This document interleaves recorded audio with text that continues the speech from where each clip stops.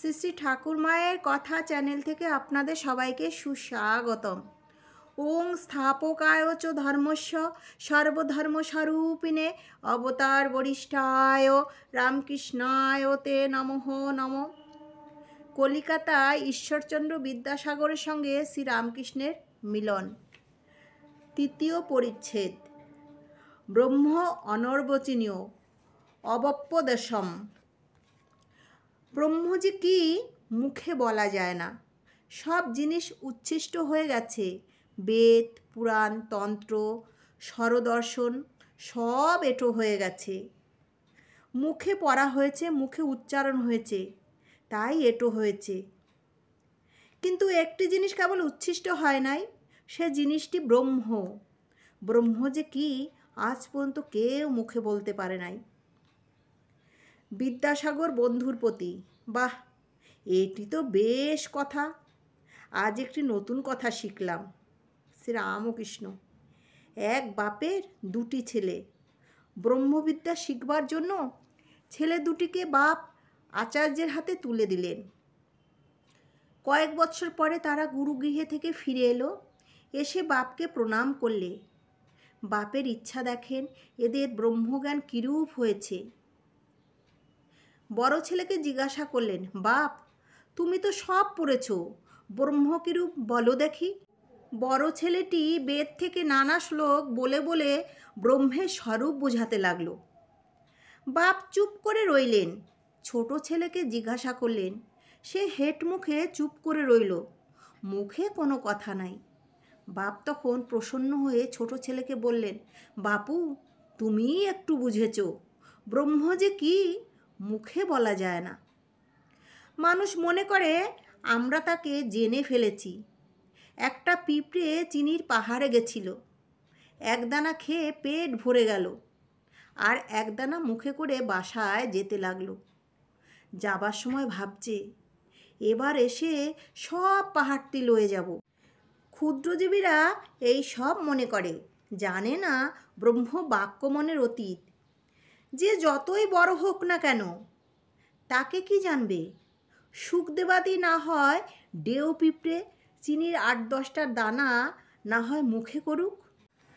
ব্রহ্ম সচ্চিদানন্দ স্বরূপ, নির্বিকল্প সমাধি ও ব্রহ্মজ্ঞান। তবে বেদে পুরাণে যা বলেছে সে কীরকম বলা জানো? একজন সাগর দেখে এলে কেউ যদি জিজ্ঞাসা করে, কেমন দেখলে? সে লোক মুখ হা করে বলে, ওহ, কি দেখলুম, কি হিল্লল কল্লল। ব্রহ্মের কথাও সেই রকম।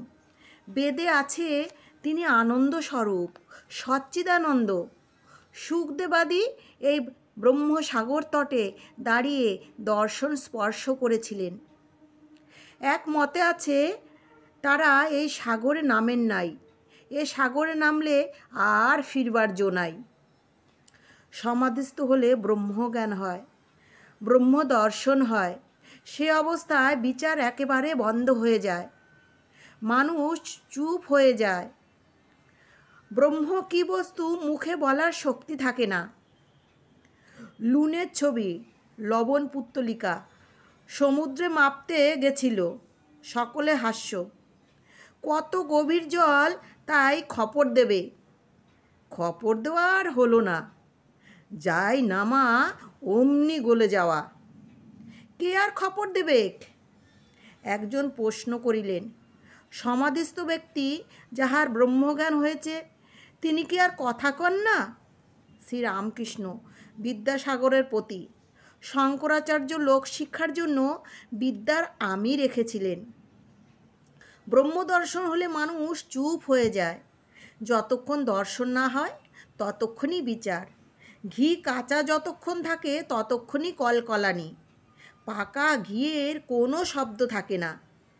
কিন্তু যখন পাকা ঘি আবার কাঁচা লুচি পড়ে, তখন আর একবার শ্যাক কলকল করে। যখন কাঁচা লুচিকে পাকা করে, তখন আবার চুপ হয়ে যায়। তেমনি সমাধিস্থ পুরুষ লোক শিক্ষা দেবার জন্য আবার নেমে আসে, আবার কথা কয়। যতক্ষণ মৌমাছি ফুলে না বসে ততক্ষণ ভন ভন করে। ফুলে বসে মধুপান করতে আরম্ভ করলে চুপ হয়ে যায়।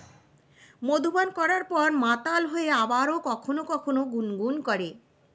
পুকুরে কলসিতে জল ভরবার সময় ভকভক শব্দ হয়, পূর্ণ হয়ে গেলে আর শব্দ হয় না। সকলের হাস্য। তবে আর এক কলসিতে যদি ঢালাঢালি হয় তাহলে আবার শব্দ হয়, হাস্য। আজকের মতো এটুকুই। শ্রী শ্রী রামকৃষ্ণ কথামৃত নিয়ে আপনাদের সম্মুখে হাজির হব আবার পরবর্তী প্রচ্ছদে। জয় ঠাকুর, জয় মা, জয় স্বামীজি মহারাজ।